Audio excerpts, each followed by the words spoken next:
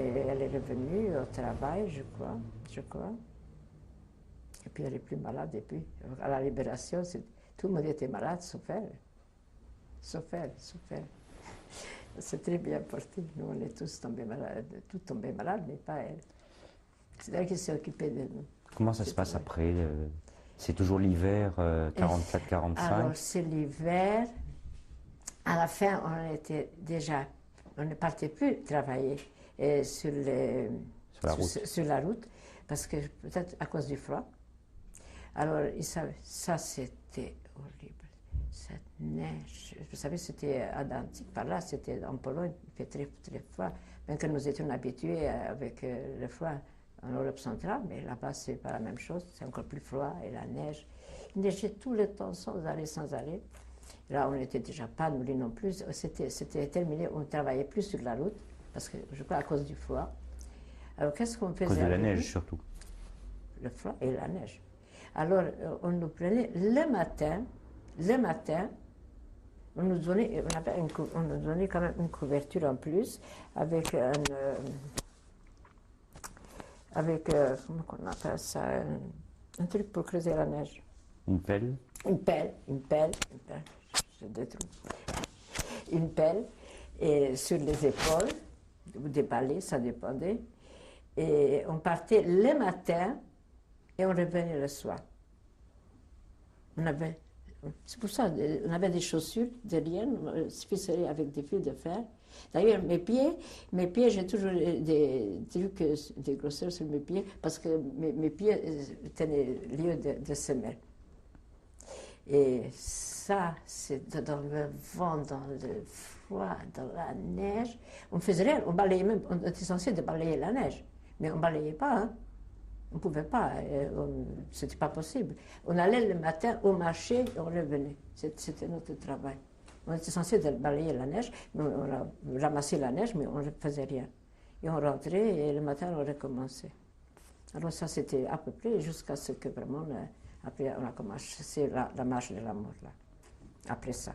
Comment ça se passe? Cette marche. Là, un jour, on nous a ramassés, tous, en bloc. Je ne sais pas combien on était. Oui, on était 500 au départ, mais au cours de ces travaux, on ne nous a jamais remplacés, on ne nous a jamais emmenés des autres. On est resté, je ne sais pas, 400, 300, quelque chose comme ça. 200, je ne sais pas combien on est resté. Parce que ceux qui étaient malades, ils ont été éliminés au fur et à mesure. Et on était encadrés par des SS. Et on est parti, on marchait. C'est là, 80% des déportés qui sont mortes, qui sont restés sur la route carrément parce qu'ils ne pouvaient plus marcher. On ne nous donnait pas à manger. Peut-être on aurait pu se sauver, je ne sais pas, parce qu'on n'était pas tellement gardés avec autant des Allemands. Des SS. Mais personne n'y a songé, On n'a pas osé, on n'avait même pas la force. La plupart étaient déjà malades, typhus, c'est tout. Mais on marchait encore, on marchait. Et après, ça durait des semaines, je crois, 3 semaines à peu près. C'était horrible. C'était horrible. J'avais, nous, la cousine, sa sœur, elle ne pouvait plus. On était toujours collés comme ça ensemble. Je me rappelle pour mon anniversaire, elles se sont cotisées, elles ont gardé leur ration de pommes de terre, je ne sais pas quoi, pour me faire cadeau, je ne sais pas, une pomme de terre, de 2-3 pommes de terre. Et quand je reviens à notre travail pour dire comment c'était dur, que quand on partait au travail, quand on revenait, et des fois on voyait des cadavres, on les laissait là-bas parce qu'ils ont osé voler une betterave. Il y avait ces betteraves de sucre. Et on laissait la cervelle, tout ça, pour qu'on nous mette en garde. Si nous aussi, on se sauverait pour prendre une betterave, ça nous arriverait des semaines comme ça. Vous voyez comme c'était dur. Et puis cette marche interminable, interminable. La plupart, elles sont restées, elles ne pouvaient plus marcher. Personne ne s'occupait d'eux, c'était fini. Ceux qui pouvaient marcher, marchaient, ceux qui ne pouvaient pas, rester. Et puis voilà, un jour, on voit, il y a une colonne de déportés qui vient en face de nous. On était censé aller quelque part. On ne savait pas où on va, on ne savait pas. Et on va, le Sturmabführer, il dit à l'autre amant, mais was ist das? Das ist zum Verrücktwerden. On peut devenir fou. Traduisez. C'est ça, on devient fou. Nous, on va, et eux, ils viennent de là-bas. Das ist zum Verrücktwerden. Et puis, ils se sont joints à nous, cette colonne qui venait en face, et on nous a mis dans un hangar ce soir-là. Et le lendemain, on est reparti avec les SS. Les SS. Et on a continué cette marche de l'amour, si on peut l'appeler comme ça, vraiment.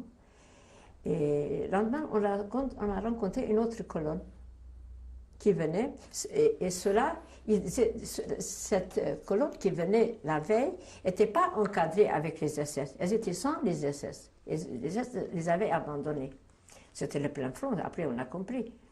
Et le lendemain, on a rencontré une autre colonne, parce que nous, on était toujours gardés par les SS, qui, eux, étaient gardés par les SS. Voilà. Et puis, là, on s'est arrêté, je sais pas, dans un hangar, nos amis. Il y avait même des hommes là-bas, des hommes, des femmes, et tout ça. Et c'était tout simple, on ne s'est même pas rendu compte. On était parqués la nuit dans ce hangar. La plupart étaient déjà malades. Il y avait des hommes, des femmes, tout ça. On nous a filmés dans ce hangar-là. Et le matin, on a entendu, des bruits. Des bruits dehors. Les hommes se sont levés. Ils ont enfoncé la porte. La colonne des Russes est arrivée. On marchait, ils ont tué les SS qui nous gardaient devant. C'est comme ça qu'on a été libérés. Et puis on marchait sur les cadavres, comme ça. On s'est levé, on est sorti, et puis voilà. On voyait les camions des Russes qui venaient, qui nous jetaient à manger comme ça des conserves de la voiture. Et puis ils continuaient, ils ne s'arrêtaient pas. Ils ne s'arrêtaient pas. On était laissés à notre triste sort. Personne ne s'est occupé de nous. Et il y avait quelqu'un, et des fois il y avait il y avait pas mal de soldats juifs dans l'armée russe. Et ils nous ont dit, continuez, parce qu'ils parlaient russe, nous ne parlions pas de russe. Et ils nous disaient, continuez, allez plus par là, si vous êtes encore sur le front.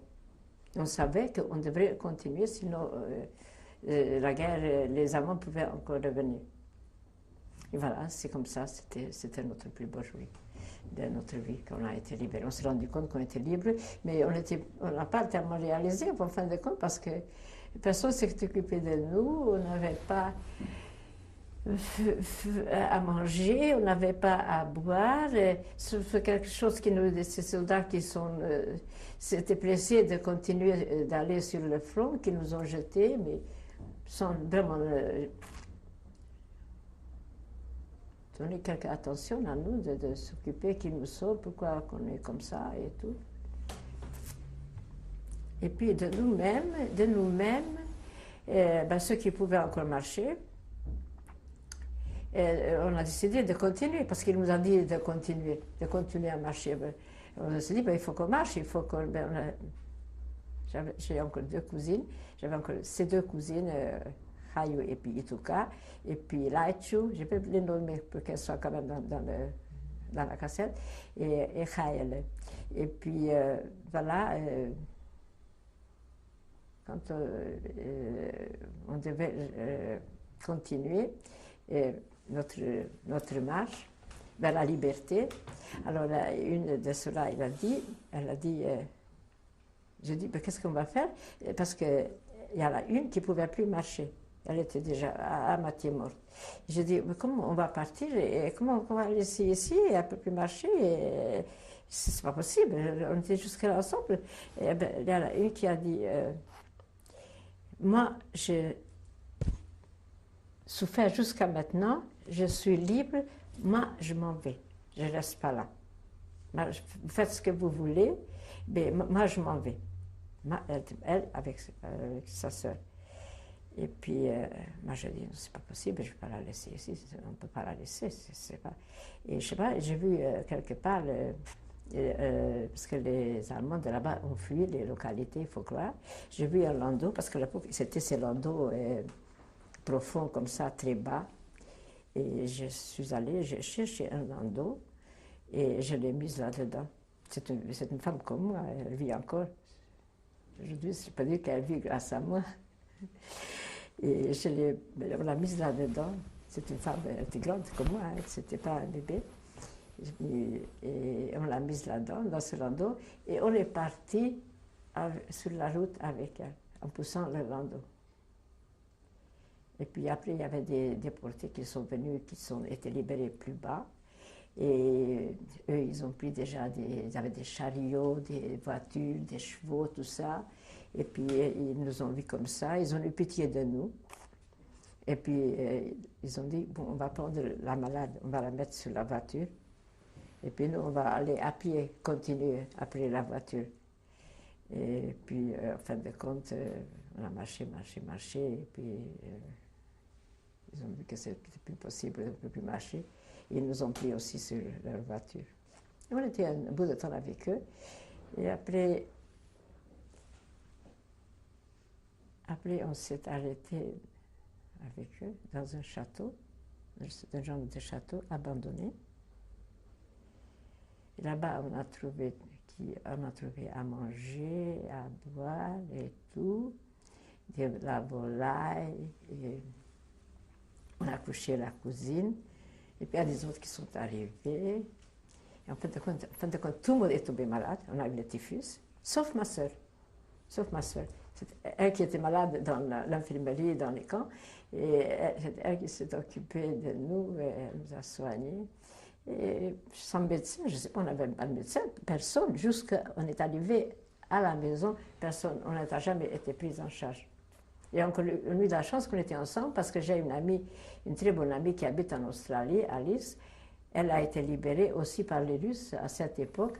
Elle est restée seule. Elle est allée mendier un bout de pain à manger chez les autres parce qu'elle avait ses deux sœurs qui étaient mortes à côté d'elle.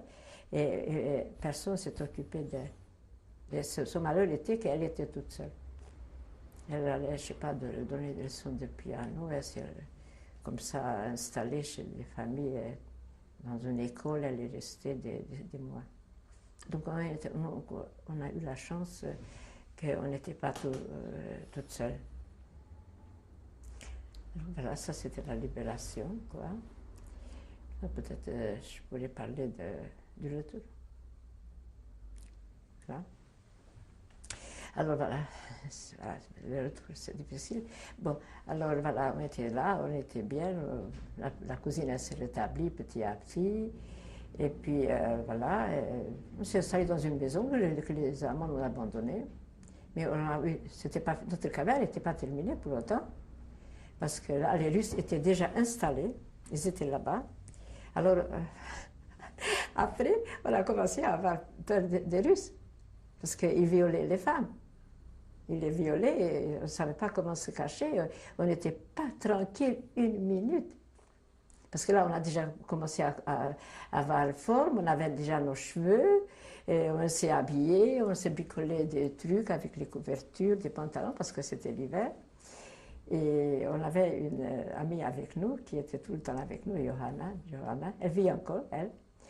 Et on a occupé un appartement. On est rentré dans un appartement vide, on est rentré là-dedans, et on s'est installé. Je crois qu'on avait à quoi manger parce qu'ils sont partis comme ça, en vitesse aussi, les Allemands. Et en fin de compte, c'était l'angoisse d'être violée par les soldats russes. Et qu'est-ce qu'on n'a pas fait? Moi, je me rappelle, on avait une maison où les fenêtres ouvraient, que c'était la campagne, je crois, mais c'était un petit village. Et les fenêtres étaient soulies. Tout le temps, on est resté avec les fenêtres fermées. Et puis, des fois, il y en avait quand même des soldats juifs. Et ils ont déjà compris à l'époque, c'était au mois de mars, que il y a que ce sont des déportés, tout ça. Et puis un jour, cette Johanna, elle était adorable avec nous. Vous savez qu'est-ce qu'on a fait? Des fois, on s'est mis la crème sur la figure qu'elle a trouvée là-bas, on s'est graissé le visage pour avoir l'air qu'on a la fièvre. Je me rappelle qu'il y avait même ma cousine, la pauvre, elle est déjà morte. Qui s'est mis un bonnet de bain sur la tête parce qu'elle était belle. On l'appelait toujours Poufiane dans les camps, pour se amocher. Johanna nous disait, parce qu'elle avait déjà 2 enfants qui sont morts dans les camps, qu'elle n'a jamais revus. Et elle a dit que vous inquiétez pas, s'il y a quelque chose, c'est moi qui me présente. Quand on repense à tout ça, c'est vraiment compliqué. Je ne suis jamais encore allée voir cette Johanna qui était si gentille pour nous. Et s'il y a quelque chose qui vient, mais on a vécu dans la crainte. On n'a même pas pensé que c'est possible qu'on rentre, parce que c'était vraiment encore la guerre. La guerre s'était finie au mois de mai, c'était fin février. Et s'il y a quelque chose qui vient, c'est moi qui me présente. Et on se cachait sous les couvertures et sous le lit, dans les armoires, quand on entendait des pas. On a quand même échappé à ça. On n'a jamais été inquiétés. Et il y avait des soldats russes qui sont venus. Ils nous ont dit, il y avait un soldat juif, il a dit, tu sais quoi, mettez sur la fenêtre, sur les volets, il y avait des volets qui se fermaient comme ça en bois, mettez en quarantaine. Et comme ça, les Russes, ils ne vont pas rentrer pour nous inquiéter. Pensez ça, ils s'en fichaient pas mal, quarantaine ou pas quarantaine, ils ont frappé. Enfin, on a vraiment échappé belle. On n'a pas passé par ça. Dieu merci, c'était quelque chose en plus après la libération. C'est ça. Voilà. Et après, voilà, on a dit, ben voilà, le moment est venu. Maintenant, il faut partir. Ah oui, je n'ai pas dit que c'était vraiment le 10 mars 1945 qu'on a été libérés. C'est quand même un jour que c'est rare qu'on ne se rappelle pas avec ma soeur si elle est là, ou moi je suis en Israël, ou elle est ici, ou quand je suis là-bas, parce qu'il y en a encore des autres cousines avec qui on a été ensemble, on a été libérés. C'était un jour vraiment... Mais je ne le fais pas spécialement. On se rappelle de ça et on dit que mon Dieu, comment c'est possible, on a eu la chance. 50 ans après, on est encore là. On est des super privilégiés. Même qu'on a perdu nos frères, c'est triste, si jeune que ça. Et bon, ben après, comment? C'est vrai, on s'est dit, bon, maintenant c'est fini, on va rentrer. C'était le mois d'avril, c'était le mois de mai déjà, à fin avril. Un mois, 6 semaines après la libération, on a repris des formes, on a pris du poids, on n'était pas malade. On a dit, bon, on va rentrer. On a vaguement entendu qu'il y a des trains qui marchent, je ne sais pas de où. Et vous aviez l'intention de rentrer où? À la maison. À Cluj. Ah oui, à Cluj. Bah oui, parce qu'on a pensé, on avait l'espoir, on savait que ma mère, on ne la verra plus jamais, mais on avait l'espoir que les garçons vont peut-être rentrer. Sinon, on ne serait, je crois, pas rentré à la maison. Et puis, voilà, je pense qu'on a entendu qu'il y en a qui partent, qui ont pris le train, qu'il y a des trains qui partent pour la Roumanie, tout ça. Et je ne me rappelle pas, j'ai un trou là, où est-ce que nous avons pris ce train. Il n'y avait pas de train, on est monté un jour, on s'est décidé, on est monté sur des trains citernes qui ont été censés d'aller en Roumanie. Et vous savez comment on a voyagé? On avait une petite valise, on s'est ramassé des trucs là-bas, des souvenirs de là-bas. Et entre les wagons, à chaque moment, on risquait de tomber. Il n'a déjà pas fait froid parce que c'était mois d'avril, pas tellement. Et c'est comme ça qu'on a voyagé, on est descendu, on a pris notre train. Je sais pas, on a mis des semaines, peut-être, je sais pas, un mois, 3 ou 4 semaines pour arriver à la maison. Comme ça. Et quand on était sur les wagons, dans les trains, un jour matin, on a entendu que c'est la fin de la guerre. C'est comme ça qu'on a appris par quelqu'un qui passait. On nous a dit que c'est la fin de la guerre. Tout par hasard, on a appris ça. On ne voulait pas croire que c'est vrai. Et bon, à Paris, il y avait mon frère, Joseph, qui était là. Jacques, il n'était pas revenu. On n'avait pas du tout de nouvelles de lui. Lui, le pauvre, il n'a pas eu de chance. Il n'a pas de la chance parce qu'il a été pris par les Russes à la libération. Il a été déporté plus d'un an chez les Russes. Voilà. Et Joseph, oui. Et Joseph, lui, il était déjà à Paris. Lui, à Cluj. Parce que lui, il a été libéré il avait une autre histoire. Il a été libéré à Budapest, aussi par les Russes. Donc il était déjà à la maison. Lui, c'est une Hongroise qu'il a cachée sous le lit pendant je ne sais pas combien de semaines à Budapest. Une Hongroise, une goy. Et son mari était un ivrogne et à chaque fois, il menaçait sa femme qu'il va dénoncer les Juifs. Mais il n'a pas fait. Parce qu'elle aurait été fusillée, elle aussi mon frère. Donc c'était aussi un miraculé. Grâce à une Hongroise, il ne faut pas oublier. Monsenegna s'appelait. C'est elle qui l'a sauvé.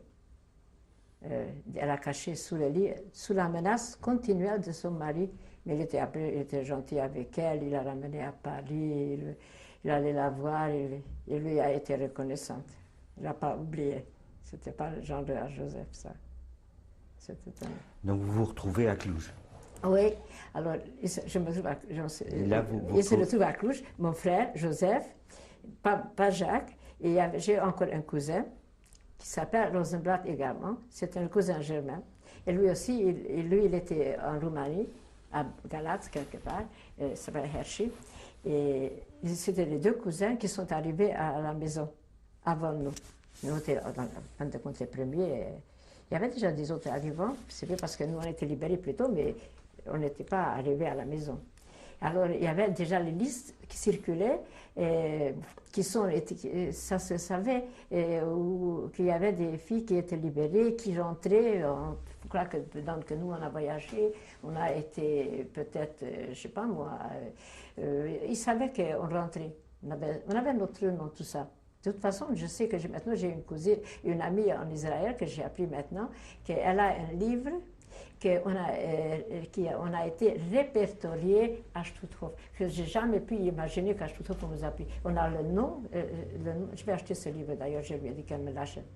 Ça coûte 150 chèques, c'est pas trop cher. On peut se le payer. Qu'on figure dessus, aussi bien moi que ma soeur. Emma. Oui, Emma, dans le livre de Stutthof, qu'on était passé à telle et telle date là-bas. Bref, alors les deux cousins, comme il y avait des filles Rosenblatt, les deux cousins, les pauvres, lui aussi, il avait deux sœurs, toi, déportées. Alors, c'était pas plus, c'était les sœurs Rosenblatt, mais c'était pas marqué, notre prénom n'était pas marqué. Et ils se sont regardés, chacun a pensé peut-être c'est ma sœur, ce sont mes sœurs, lui a pensé que ce sont ses sœurs. Et Joseph, quand on a déjà approché, parce qu'il faut croire qu'ils savaient notre arrivée, le train, je ne sais pas comment. Et quand on a été déjà à Neuwarod, à l'époque ça s'appelait déjà Oradia Mare, et Joseph il a appris qu'on était là-bas, et lui de Cluj, il a fait le voyage pour venir à notre rencontre. Et puis nous, on ne savait pas, nous on est partis. Nous, on est allés à Cluj, on s'est croisés. Lui, il est venu à notre rencontre et lui, il est venu à Cluj, lui, il est parti à Oradea. Et puis il est revenu, on s'est rencontrés, voilà. On est resté très peu, quelques semaines, même pas 5, 6 semaines. Et puis lui, son rêve était toujours d'aller en Palestine. Et c'est la même chose, à l'époque, il y avait déjà ces chiliards, comme on les appelait, ceux d'Israël qui venaient pour recruter, les déportés. Et puis on est parti. On a laissé toute la bande là-bas. On a dit qu'on était fous, qu'est-ce qu'on fait là-bas? Et on est parti. Soi-disant pour la Palestine. Vous voulez que je raconte le reste? Ah oui? Voilà. Voilà, ben alors voilà, on est parti pour la Palestine, mais en Palestine on ne pouvait pas aller. On est passé par Budapest, on est resté quelques temps. Mais là, on était déjà en groupe, on était pris en charge par organismes cette organisation. Et on est resté après dans un camp en Autriche, à Wels. Je ne me rappelais pas l'autre jour quand je vous ai parlé. Ça s'appelle les Wels. Il y avait beaucoup de monde là-bas, des personnes déplacées. Il y avait déjà les libérés par les Américains, déjà, parce que ils étaient libérés aussi vers le mois de juin déjà. Donc il y avait beaucoup de monde. Et je ne sais pas, un jour, on nous a pris là-bas. On est allé, je ne sais pas comment on est arrivé. On est allé à Bad Gastein. On nous a menés à Bad Gastein, également en Autriche. Et c'est un très joli endroit. Une fois, je dis, je voudrais bien emmener mes enfants, mon mari d'emmener là-bas. Je sais que Hitler, il allait là-bas en vacances. C'est une station de sport d'hiver, un endroit pas très loin de Linz, de Salzbourg. Très joli. Et puis là, on était vraiment s'occuper de nous, on était vraiment considérés comme vraiment des personnes normales, tout ça. On a habité on a occupé tout cet endroit, Bad Gastein, que chacun on avait des chambres d'hôtel. Les hôtels, tous ces hôtels luxueux. C'est réquisitionné. Et là-bas, les Allemands venaient, les Autrichiens venaient pour faire des cures thermales parce qu'il y avait de l'eau chaude permanente comme ici, il y a dans les trucs balnéaires, quoi. Se soigner pour le rhumatisme, il faut croire. Alors là, on est resté plus d'un an, quelque chose comme ça. Après, il y en a beaucoup qui sont partis, une partie des cousins qui sont partis en Amérique parce qu'ils avaient de la famille là-bas. Nous, on n'avait personne qu'on connaissait. Je ne sais pas pourquoi, en fin de compte, Oui, il faut croire que l'Alia, à l'époque, c'était pas encore très... Parce qu'on ne s'est pas occupé. Vraiment, c'est revenu qu'on peut aller en Palestine. Peut-être on serait allé, je crois. Mais c'était calme, on ne nous a pas incité pour ce voyage. Je ne me rappelle pas, en tout cas. Et après, on s'est décidé de venir à Paris, je ne sais pas, c'est Joseph ou c'est tous, on a décidé ça. On est venu en Allemagne. Et puis de là-bas, c'est un cousin d'ici qui nous a accueillis et qui nous a envoyé quelqu'un le chercher et lui, il était là déjà depuis très longtemps. Il était très content de récupérer ses cousines, ses cousins. Il était généreux, maintenant il est déjà mort. Il s'appelle Simon.